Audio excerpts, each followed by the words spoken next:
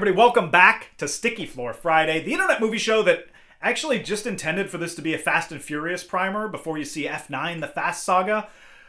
But something incredible happened along the way. Men's Health did a profile on Vin Diesel. And it threw everything into upheaval because now that's all I want to talk about, as you saw from the clickbaity title of this video. And I'm going to get into it. But first, I'm going to do my best to navigate the Fast and Furious world, and then we're going to get into the audacious interview with Vin Diesel. Oh boy, I am excited to talk about it. The Fast and the Furious franchise is 20 years old this year. Wow. In 2001, the original movie was pretty low stakes, about an undercover cop infiltrating illegal street racers who steal TV VCR combos. Which I guess you could still do today, and they're like vintage. Like, oh my god, look at this sweet TV VCR. It's 13 inches. Whoa! Like I said, very low stakes, very 2001. You jump ahead 16 years later to Fate of the Furious, and Vin Diesel is fighting a submarine with his car. It's actually an impressive feat that they've been able to adapt and grow over the years to stay relevant. Whether it's turning it into a heist movie or an action mystery movie or a sci-fi movie, like, they can go anywhere now. It would be like if Pitch Perfect 8 was torture porn. Now, last week I talked about confusing titles with old Hube, Hitman's Wife's Bodyguard, but that has nothing on the Fast and the Furious franchise. It has the most inconsistent titling in movie history. They experiment with a new sequel name every single time.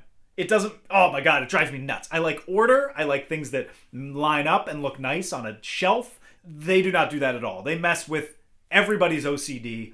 The first movie has a ridiculously long title in the first place. The Fast and the Furious. How do you sequelize that? Well, if you said replace the thes with twos, congratulations, you're an idiot. And you're correct, and you can probably be a studio executive. They dropped the numbers altogether in the next one and tried out a jaunty colon, the Fast and the Furious colon Tokyo Drift. Then they dropped all numbers and articles for Fast ampersand Furious.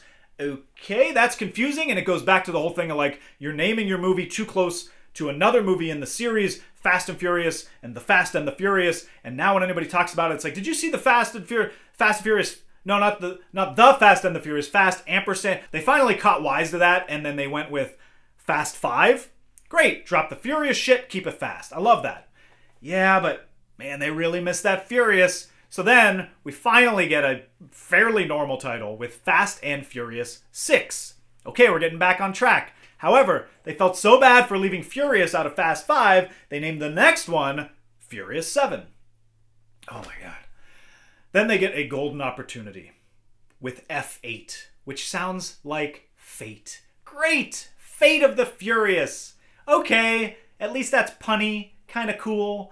And now we come to F9 colon the Fast Saga. What the fuck? This is weird for so many reasons. First, it's a computer key. Second, they're bringing the colon back. Third, why is this one the only movie called The Fast Saga? Wouldn't like a box set of the entire franchise be called The Fast Saga?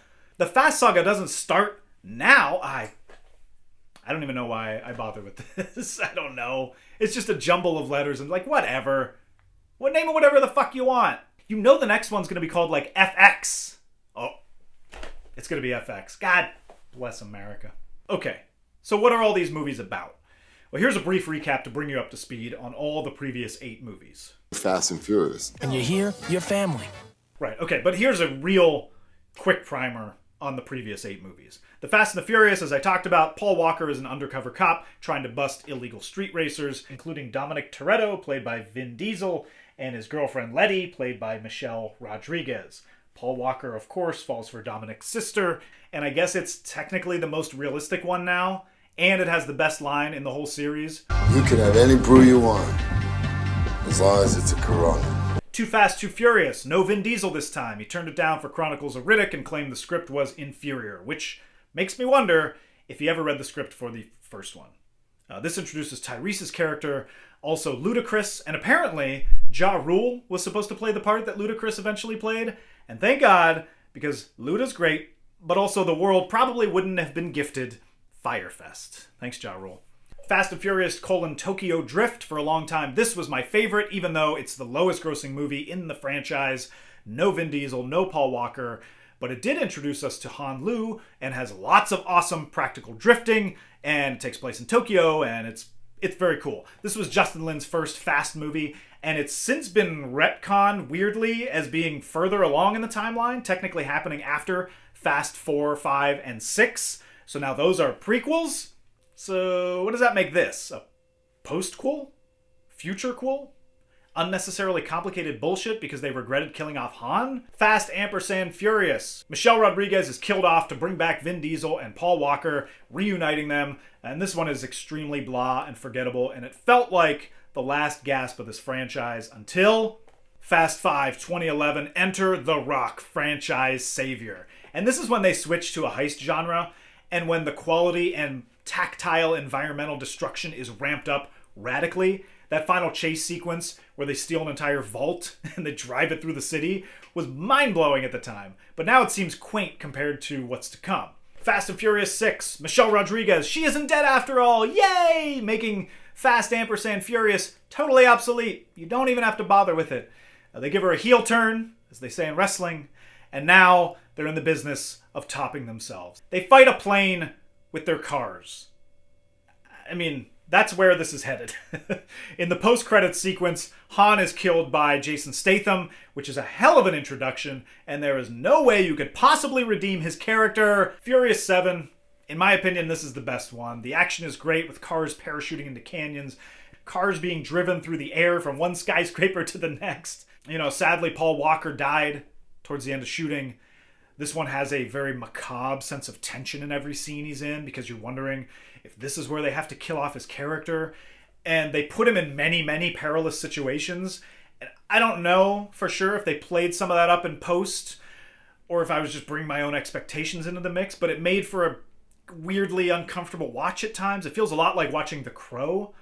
However, when it's all said and done, it does turn into a touching tribute, and it feels like the proper end of the franchise. However, it did not end. Fate of the Furious came out, and this is the one with Vin Diesel's heel turn because this series runs on wrestling logic, apparently. Anyway, he fights a submarine with his car, and that's about it. I don't know. This one feels like an afterthought. And then we've got the spin-off Hobbs and Shaw with Jason Statham and The Rock, and it doesn't really have an impact on the Fast and Furious franchise, at least the cinematic side, but this is where the phrase Fast and Furious. When you're here, you're family. Turns into Fast and Furious. When you're here, you're family. And when you're not here, you're fucking dead to us. As The Rock just discovered in this Vin Diesel Men's Health article. Yes, I'm finally getting to talk about this. Okay, here we go. This thing is a journey. So, Vin Diesel did an interview with Men's Health. It covers many, many different things. My favorite highlights include a story where Vin Diesel, on his very first movie, Saving Private Ryan, handpicked by Steven Spielberg, during a scene, he asked Steven Spielberg, "Hey, where's your C camera?" And Spielberg's like, "I'm sorry, what?" And he's like, "Yeah, your C camera. Why don't you put it up in that building over there?"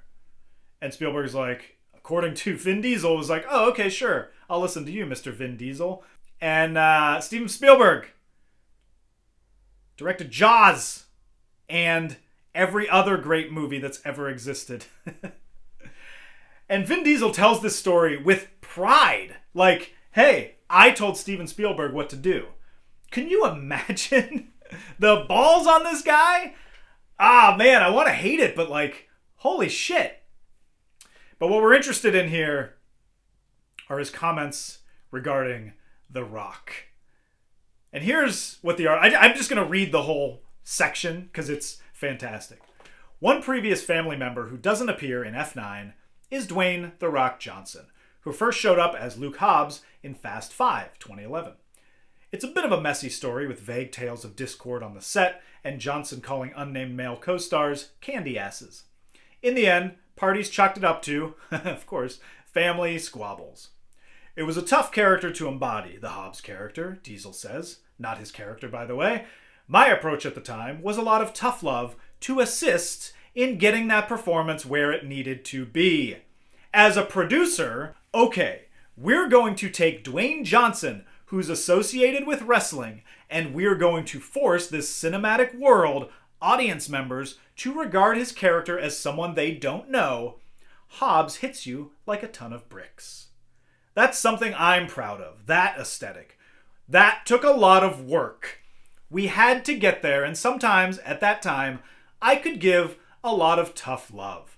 Not Fellini-esque, but I would do anything I'd have to do in order to get performances in anything I'm producing. Is that more ridiculous than telling Spielberg how to direct? No, it's definitely not, but it seems equally unwise. First, let's talk about where The Rock was in his career at this time, 2011. He was already a massive WWE star for a decade. His first run as a movie star, it didn't quite take off. Movies like The Rundown, Walking Tall, Doom, Tooth Fairy, they were keeping him just below the A-list. He didn't have a marquee hit. But by Fast 5, he had at least 12 film credits under his belt. The guy knew how to act. He had gotten acclaim for a lot of his roles. It was just he hadn't found the right vehicle yet. His involvement in Fast 5 definitely began his ascent to superstardom, and it totally reinvigorated the series. It was mutually beneficial. But for Vin Diesel to say that Dwayne Johnson was associated with wrestling and we're going to force this cinematic world on people, that is an insult. Dwayne had already been acting for 10 years at that point. I just love to think that Vin Diesel was yelling at The Rock to act better. It's just like, no, Rock, you got to do it like this. I mean, are you kidding me? Anyway, I imagine The Rock with tequila in one hand, energy drink in the other, and he's like checking his phone, and he sees this interview, and he's like, really? Vin Diesel taught me how to act. Huh. You know, he is dying to respond. And wrestling logic dictates that since Vin Diesel cut a heel promo, taking credit for Rock's success and acting ability, think about that for a second. He's basically saying, if Vin Diesel hadn't intervened and taught The Rock how to act, he would have been terrible in Fast 5, and therefore all of his success past that would not have happened. Vin Diesel is responsible for The Rock. That is a heel promo if I've ever heard one. The Rock has no choice as the babyface but to step up and confront Vin Diesel. He has to get the last word, which is exactly what he's done in the past whenever someone in the Fast family has called him out. And I don't know what their problem with him is. I've been reading up on this, and it seems like Vin Diesel's beef with Dwayne Johnson is that Dwayne approached this as a business transaction. Like, Vin likes to have dinners with his cast and give inspirational speeches and force the other cast members to give inspirational speeches. You know, just like a family. And I'm sure he's mad because Dwayne was like, oh, dinner. Cool. Yeah, that sounds cool. Sorry, I can't make it. I have to go back to the 600 other projects I'm working on and also spend time with my real family. But hey, we're going to make a lot of money collaborating on this movie, okay? I'll see you on set, brother. And Vin was like, what? Family eats together. That's not how family treats each other. I taught you how to act. All right, tangent over. Let's move on. I'm Team Rock. And let's talk about F9, the Fast Saga. The Rock is gone and swapped out for his WrestleMania 28-29 opponent, and man attempting to carve his own Rock-like path through Hollywood with a few more commercials and game shows, John Cena. He plays Jacob Toretto, Dom's previously unmentioned, even though Dom is all about family, super secret brother. Oh no, I did it again. The wickedly talented, super secret brother. one and only Adele Dazeem. I don't want to talk about wrestling all the time, but it keeps coming up. So I will just say, like, having seen John Cena at work up close at WWE, he is incredibly invested in everything he does. He doesn't phone anything in, whether it's a backstage interview, a promo, a TV match, a WrestleMania match, a commercial, a Make-A-Wish. He puts everything into whatever he's doing. He's always present, incredibly hands-on, and he has to believe in it in order to execute it. He's also very funny, which was on display in Trainwreck and Blockers. So he plugs perfectly into the Fast and Furious franchise, especially if he's trying to get to Rock status. All roads lead through Fast and Furious. And he finally gives audiences the heel turn they've been demanding for the past 20 years. Although I have a feeling, by FX, he'll be fighting alongside his brother and shocked to discover their father, played by, Clint Eastwood, he's still alive, and now he wants to kill them! This one's directed by Justin Lin, who has helmed 5 of the Fast and Furious movies. Justin Lin had his breakthrough movie with Better Luck Tomorrow in 2002. It's an indie that put him on the map, and it made it immediately apparent that Lin was a very unique talent. Roger Ebert gave that movie 4 stars. I remember really liking it. I tried to rewatch it recently. I don't know if it holds up, but it was strong enough at the time to get him the directing job for Tokyo Drift. And since then, he's pretty much stuck with the Fast and Furious franchise, with a few diversions here and there, including Star Trek Beyond, the 3rd Kelvin timeline Star Trek movie that I like infinitely more than Into the Darkness.